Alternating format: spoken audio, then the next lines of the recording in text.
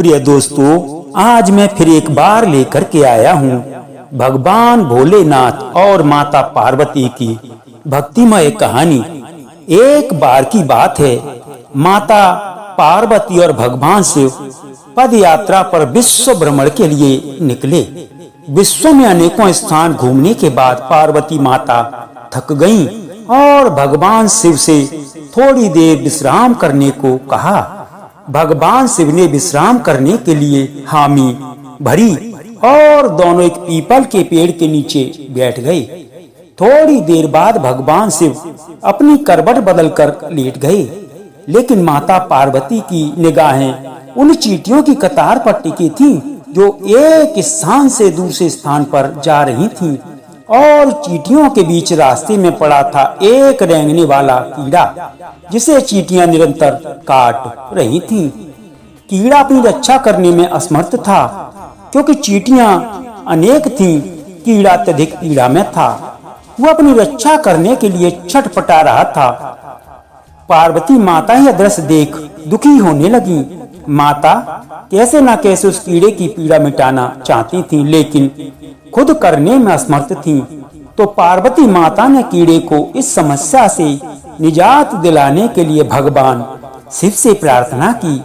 भगवान शिव ने जब खड़े होकर उस कीड़े को देखा तो उन्होंने पार्वती माता को समझाया कि इस पर अपना ध्यान मत दो, यह किसी पीड़ा में नहीं अपितु अपने कर्मों का फल भोग रहा है। लेकिन पार्वती माता अपने कोमल हृदय से इस कठोर और पीड़ादायक दृश्य को देखकर काफी दुखी थीं। उन्होंने भगवान शिव से उस कीड़े की पीड़ा मिटाने के लिए लगातार प्रार्थना की, लेकिन भगवान शिव भी उन्हें यही समझाते रहे कि इस पर ध्यान केंद्रित तो मत करो, यह अवश्य ही अपने कर्मों का फल भोग रहा है।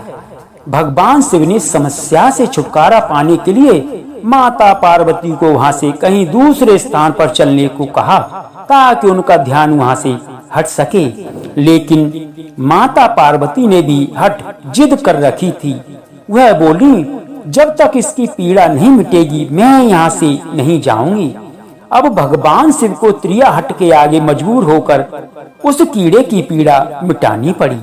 भगवान शिव बोले, पार्वती ठीक है, मैं इसका कष्ट मिटा रहा हूँ, अगर बाद में यह कुछ गड़बड़ करे तो तुम मुझे दोष मत देना। माता पार्वती ने कहा, ठीक है प्रभु, पहले आप इसका कष्ट मिटाइए। फिर भगवान शिव ने अपनी शक्तियों से उस कीड़े को, राजा चींटियों को, उसकी प्रजा और उनके लिए एक ही सुंदर नगरी बना दी जिसमें राजा का आलीशान महल था। अब यहाँ रहने उस राजा की वास्तविकता शुरू होती है, जिस कारण उसे एक कीड़े के रूप में पीड़ा मिल रही थी। अब जब सब कुछ बनकर तैयार हो गया था तब भगवान शिव ने राजा, जो पहले कीड़ा था, राजा से कहा, भाई अब तू अपना राजपाट संभाल कर रख, हम चलते हैं।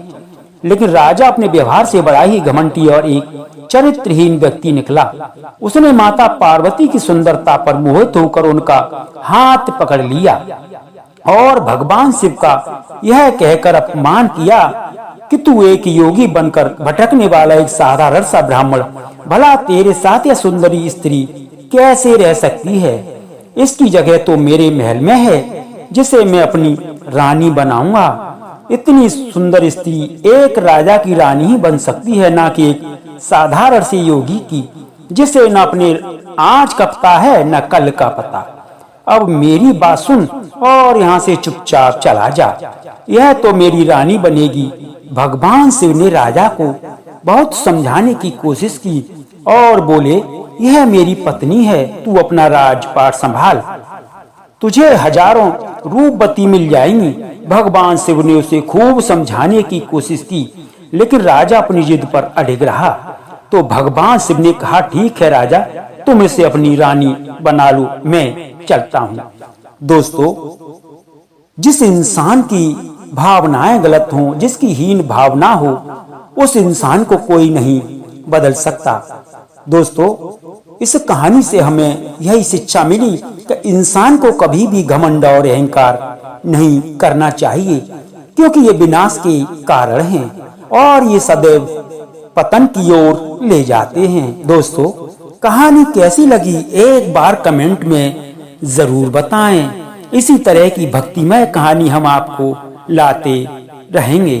दोस्तों, कहानी सुनने के लिए बहुत बहुत धन्यवाद।